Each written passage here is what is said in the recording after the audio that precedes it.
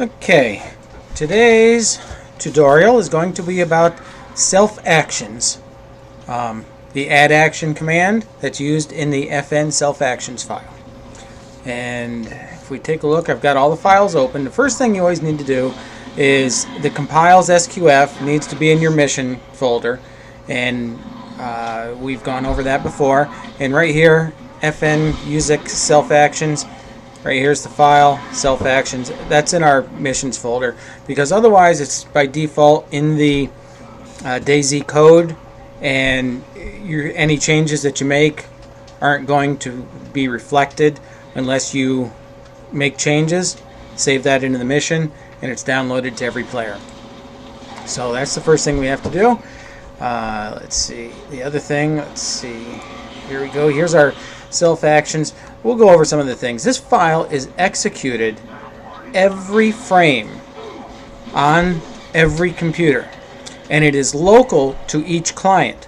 So when, like this blood bag script, every frame it's going to come down here and it's going to check the magazines in the player, and that's going to be different. It's going to load that into the variable mags, and that's going to be different for each and every player. This runs locally on your computer.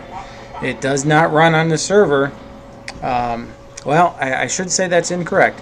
It will run on the server because the server is a client also, but there's probably a check up in the compiles somewheres where it says if not server, or should be anyways. So like the self blood bag, so the mags. Now here's something while we're looking at this. Let's compare the different variables. If it has an underscore, that means it is a local variable. It is only valid in this file right here, self-actions. A value like this has blood bag item, or it has bag item. See, it does not have the underscore at the beginning of it. This is valid in every single file. I can go to compiles SQF, init SQF, any other file on the client and reference this variable. And that's going to come in important. We're going to, when we create our own little add action script here, we're going to use that.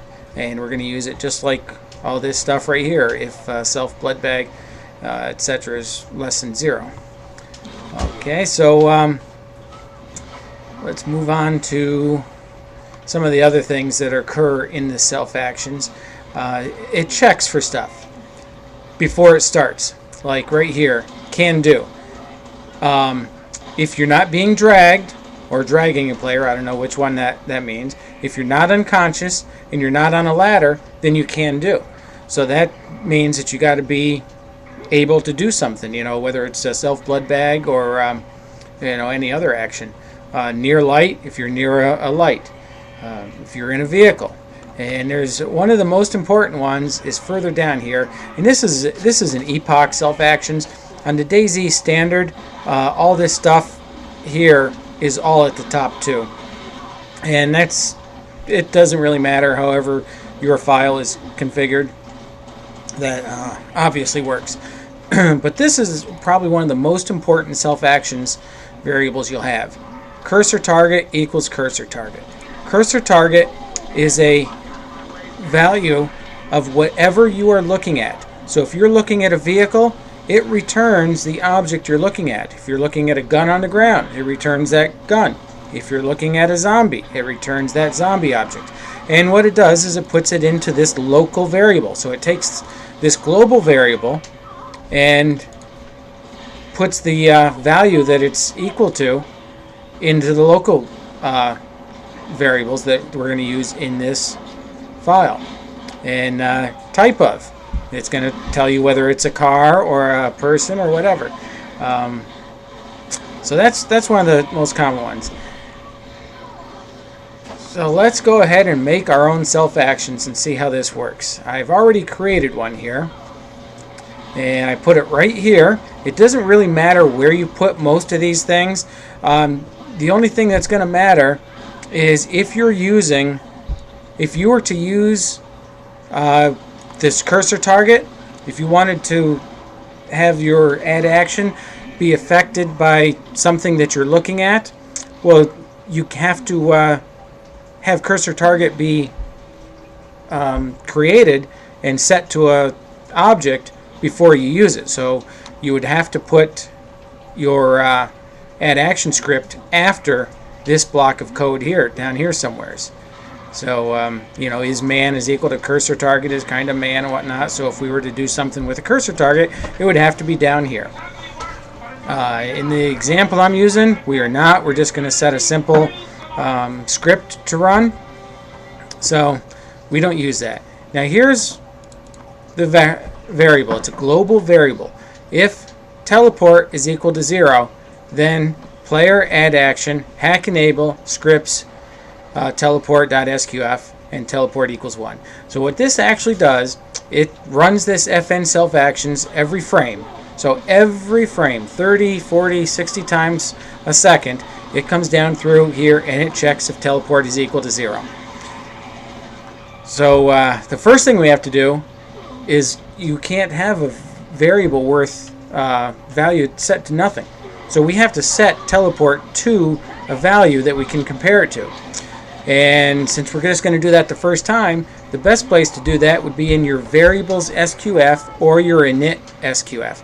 So here's the init SQF, and you see in DayZ Epoch there's all these variables are already set. And I just added in teleport equals 0. So when you first load up the game, it loads the mission, it comes down through here and it loads all these variables and it sets teleport to equal to 0. Now you can see that's a global variable.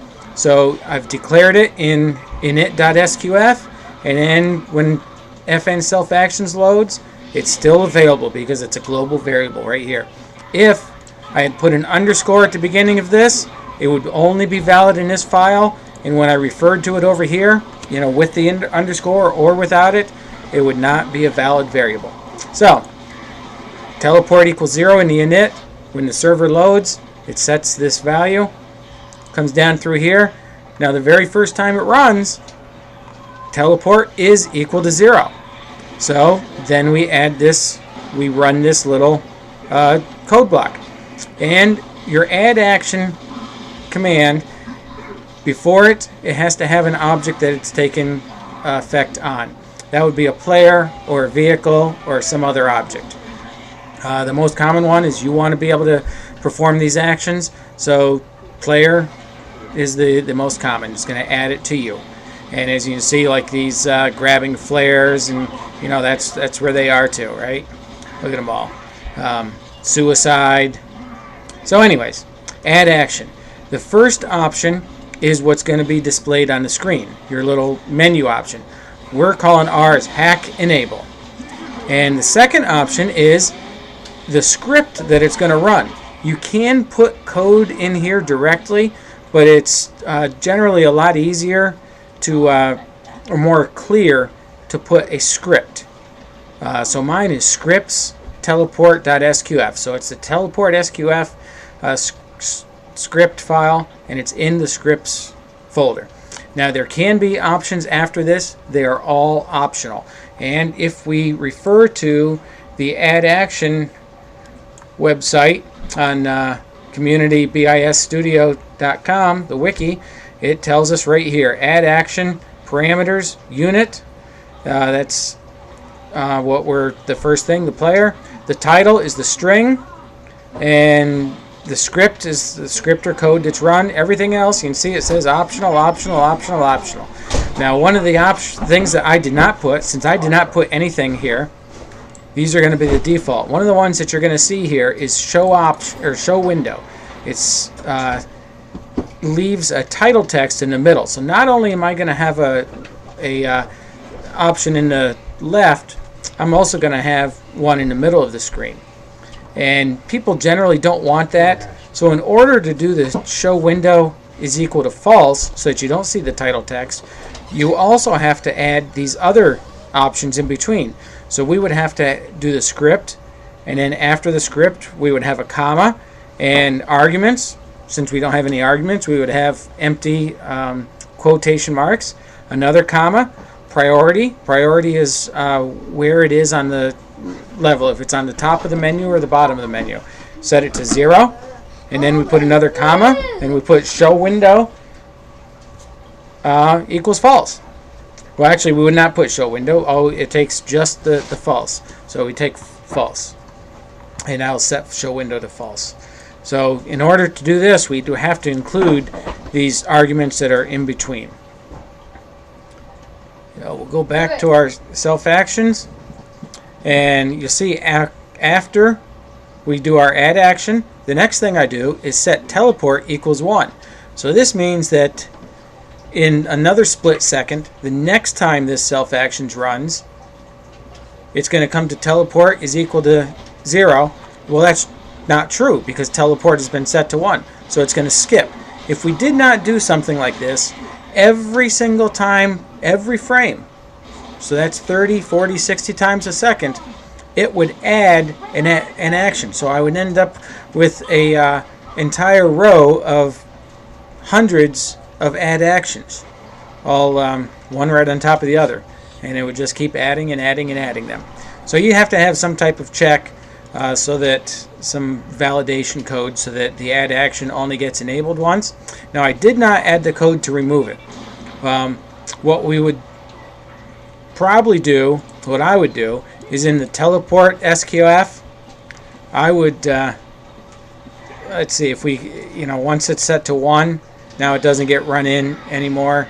If we wanted to remove this and have it only do one time, we could remove action. And I haven't done that here, but that's right here. That's player, remove action, grab flare, and that would allow you to only do it once. So if we put player, remove action, well, actually, we would not be able to do that because in order to do the remove action, you would have to set your add action to be a value so that you would be able to refer to it. So we would type in our action equals, and now I could do player, remove action, our action, and this menu item would be removed. So if we only wanted to teleport one time, I would come in, here's my teleport script, player, the next line would be player, remove, whoops,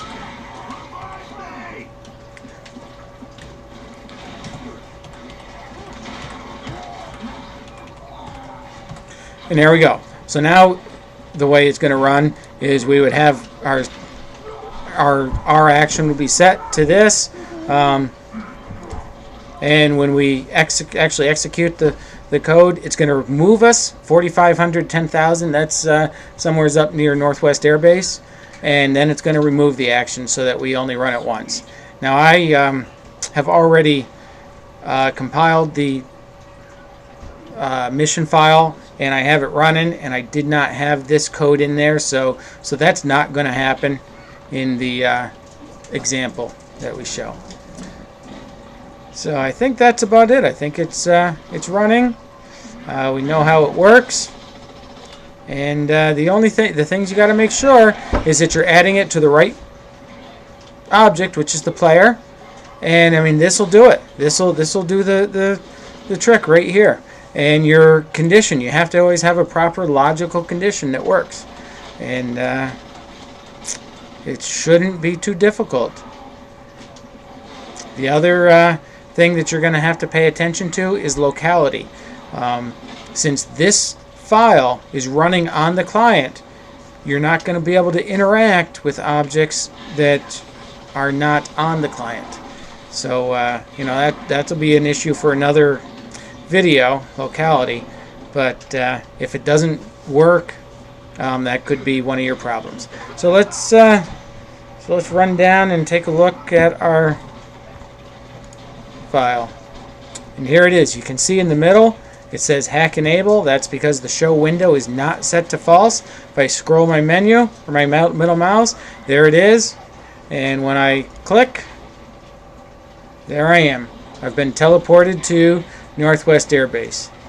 And there's that goddamn tank. I wish I could get out of here. But that's it. It works. And as you can see, it's still available. If I had compiled the new code that had the remove action, that menu option would not be there right now. See, I can run it again, and I'm back here. So no matter where I... Ah, you bastards. Alright, that's it for self actions.